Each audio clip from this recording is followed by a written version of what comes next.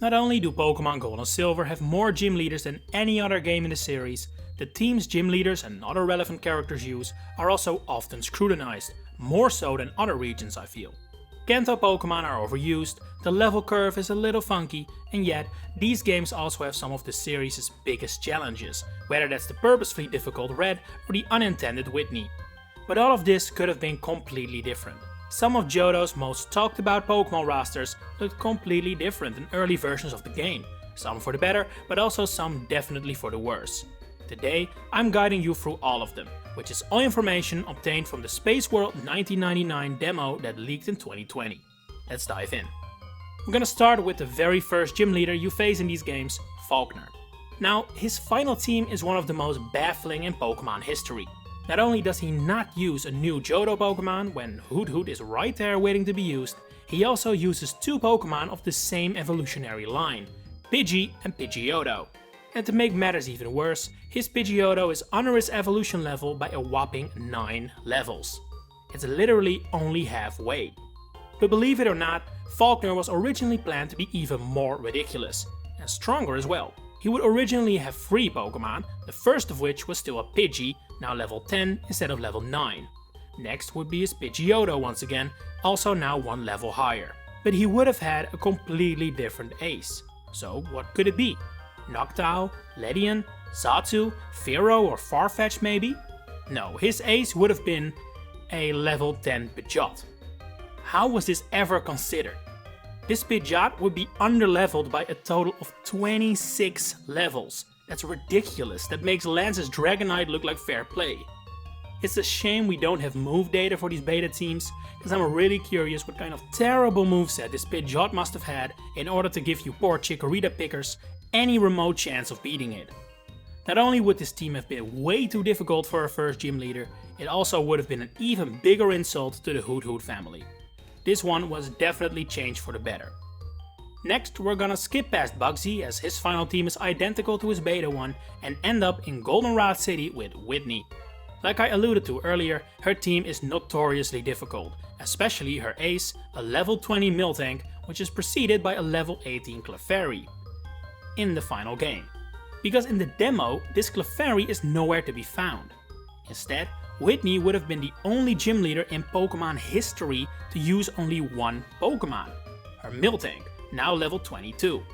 However, this level increase doesn't necessarily mean she used to be stronger. After all, what makes Miltank so incredibly difficult is its moveset consisting of Rollout, Attract and Milk Drink. There's no way to know whether this higher leveled Miltank would have also had these moves, but I actually think removing Clefairy would have made this battle slightly easier, or at least less frustrating to have to rebattle. We have to skip 2 gym leaders next, because both Morty and Chuck have the same teams in the demo as in the final game. That means we now get the Jasmine, whose final team is definitely not as controversial as our previous 2 entries. That said, the decision to give her 2 Magnemite at level 30, the level they should evolve into Magneton, is a little strange. But at least her ace is cool, a level 35 Steelix. In the beta version of the game, her team was actually a little weaker, with both Magnemite being level 29 and her Steelix at 33. It's not the most spectacular changes, but it does immediately make clear why she has Magnemite instead of Magneton. They were originally below their evolution level, and when the developers ended up rebalancing her levels a little later, they only wanted to tweak it a little and not completely have to redo it by introducing Magneton. Another interesting tidbit about this team is that it's still better than what Price ended up with, despite the Ice-type specialist coming after Jasmine in the gym order. So apparently that was always gonna be the case, even in the beta version where Price's team is unchanged. And the same goes for Claire actually, which means we can move on to the Elite Four. But first, I want to look at some relevant trainers you would have beaten before ever setting foot in the Indigo Plateau, like your rival Silver. In total, you battle against Silver 6 times in both the final games and this beta version, with the first 2 battles being identical. In the first, he of course uses only a starter, while in the second battle, his starter evolves and Ghastly and Zubat join the team. Now, in the final game, when you 2 meet for a 3rd time at Burn Tower, his Ghastly has evolved into a Haunter and he has caught a Magnemite. However, this was originally almost entirely different. His Haunter is still a Ghastly in the demo, while his Zubat would have evolved into a Golbat instead. Mind you, this would have been an illegal Golbat, seeing as it would have been level 20 when it only evolves at level 22. Definitely a good change for that reason. In the demo, he also never catches this Magnemite, it's never in any of his teams. Instead, he goes for a Rhyhorn, which the player cannot find until way later in the game, in Victory Road. I think it's fair to assume that's the reason these Pokemon were changed, assuming Rhyhorn wasn't originally supposed to appear earlier in the game or Magnemite later. The next time you meet is in the Goldenrod Underground. In the final game, this battle sees your rival use Golbat, Haunter, Magnemite, Kilavau for Feraligatr or Meganium, and the new addition, Sneasel. No huge changes here, but things are kept consistent. Instead of Golbat's debut, this would have been Haunter's debut, and Magnemite is replaced by Rhyhorn. Also interesting is that this version uses an early design of Sneasel, which I definitely consider worse than the final product. In Victory Road, you two meet for the 5th time, and at this point, Silver has upped this Pokemon total to 6. In the final game, this means Sneasel, Golbat, Haunter, Magneton, a fully evolved starter, and the new addition of Kadabra. However, he was originally intended to be a tad stronger. As you might expect, the Magneton was a Rhyhorn in this version, but more interestingly, his Haunter and Kadabra would have been a Gengar and Alakazam, significantly more dangerous than what he ended up with. I'm just speculating here, but I think this might have been changed as a result of the Rhyhorn-Magneton swap, as Magneton, being an evolved Pokemon, is significantly stronger than Rhyhorn. And then we get to the final time you meet, in the story anyway, in Mount Moon. Here in the final game, Gengar and Alakazam are at it, but Golbat is still unevolved. To signify Silver has yet to treat his Pokemon with the kindness it needs to evolve. However, it seems like he was originally supposed to have his breakthrough moment earlier, as his demo team does contain a Crobat, which he would only get in his rematch team in the final game. Oh, and goes without saying maybe, but his Rhyhorn was supposed to have evolved into Rhydon here. Alright, small step from the son of Giovanni to Team Rocket, whose executives also underwent some changes. The first is the executive fought in the Team Rocket HQ in Mahogany Town, a battle Heart Gold and Soul Silver assigned to Petrol. In the final game, he uses a Zubat and Coughing at level 22, and Eradicate at level 24. Now, the Team Rocket executives in these games were never the most challenging of battles, and let me tell you, this was originally supposed to be even easier. The Eradicate would have only been level 17, and the Zubat and Coughing scrapped and replaced with a level 17 Rattata. So yeah, nothing to be scared of, especially at that point in the game, so good changes. The other roster differences can be found in the 2 battles against the female executive, called Ariana nowadays.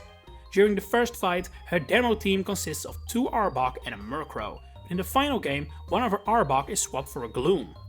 More Pokemon diversity is always a good thing, I think, so I'm in favor of this change as well. Her second team, fought in the Radio Tower, in the final version is a continuation of her first one. The Gloom has become a Vileplume, that's it. But weirdly enough, her demo team is a complete overhaul compared to the first. Now, she has 2 Tangela, and presumably that same Vileplume, even though the Gloom was absent earlier. Yeah, this would have been a very weird team. The only explanation I can think of is that this wasn't supposed to be the same character, which would have been pretty major if that's the case.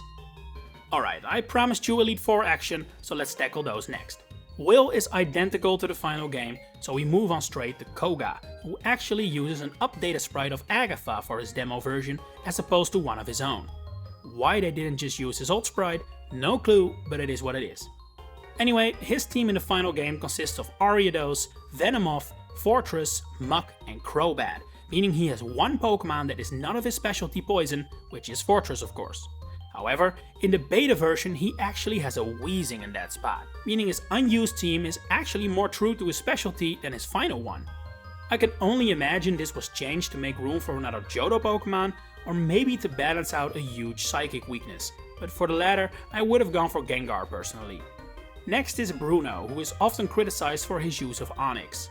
While it's not as bad in Gold and Silver as in Red and Blue, one still remains on his team in the final game, even though it was actually slated to be cut.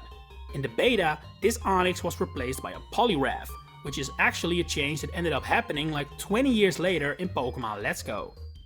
His other 5 Pokemon, Hitmonchan, Lee, Tap, and Machamp, were also one level higher in the beta, which is weird because going from Poliwrath to Onix is a nerf in and of itself. And then finally there's Karen, who uses a redrawn Lorelei sprite in the beta. Her team doesn't change a whole lot, but her final team is an improvement over her beta one from a type specialty perspective. In the beta, she uses a Vileplume, Houndoom, Murkrow, Gengar and Arbok. Now, there were not enough dark Pokemon at the time to fill out a full team, but she could at least use more available ones than that, Game Freak must have thought, because they ended up replacing Arbok with Umbreon. Bit of a shame Sneasel wasn't added, but I can imagine they maybe thought it was too weak for the final Elite Four member. That said, it's stronger than Onix, but enough about that. Since Lance's team doesn't change, we can now divert our eyes towards Kanto, which also didn't see too many changes. In fact, we have to go all the way to the final 2 challenges of the game for any alterations, being Blue and Red. Let's start with Blue, whose final team consists of a level 56 Pidgeot and Rhydon, level 54 Alakazam, and level 58 Gyarados, Exeggutor and Arcanine. Now, these Pokemon were never any different, which makes sense considering they're based on his champion team from Red and Blue. But the levels were pretty different originally, significantly weaker in fact.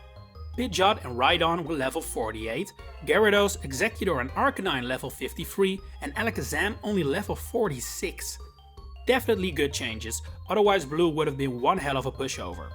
That said, it could have also been indicative of a different level curve, in which case we should see similar changes to Red's final team, so let's find out, shall we?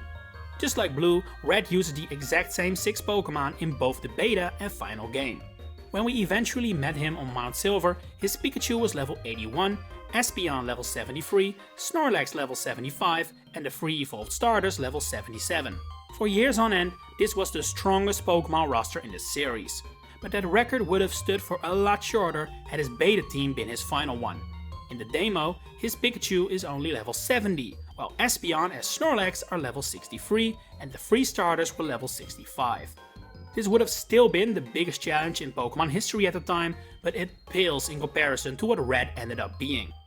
That said, it actually does resemble what Red has ended up being, since his team in the battle tree in Sun and Moon actually resembles this pretty closely, just with Espeon swapped for Lapras and a few level changes here and there.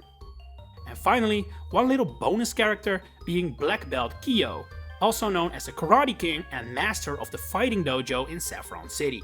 He reappears in Gold and Silver in Mount Mortar, where he gifts the player a Tyrogue upon defeating him. But, as you might expect by now, his team is also completely different in the beta version of the game in a terrible way, frankly. In the final version, he uses Hitmonchan and Hitmonlee, as you would expect, and it's perfect for him. But in the beta, he uses 4 Machop, all the exact same level. Incredibly lame. Very good change. Unironically prevented YouTube videos discussing how much of a missed opportunity this guy would have been. And with that, you know everything there is to know concerning the beta rosters of Gold and Silver's characters. Which change surprised you the most? And which beta roster would you have kept? Let me know in the comments below. If you enjoyed this video, please consider giving it a like and subscribing to the channel to stay updated on all my future Pokemon content. For now, thanks for watching and enjoy the rest of your day.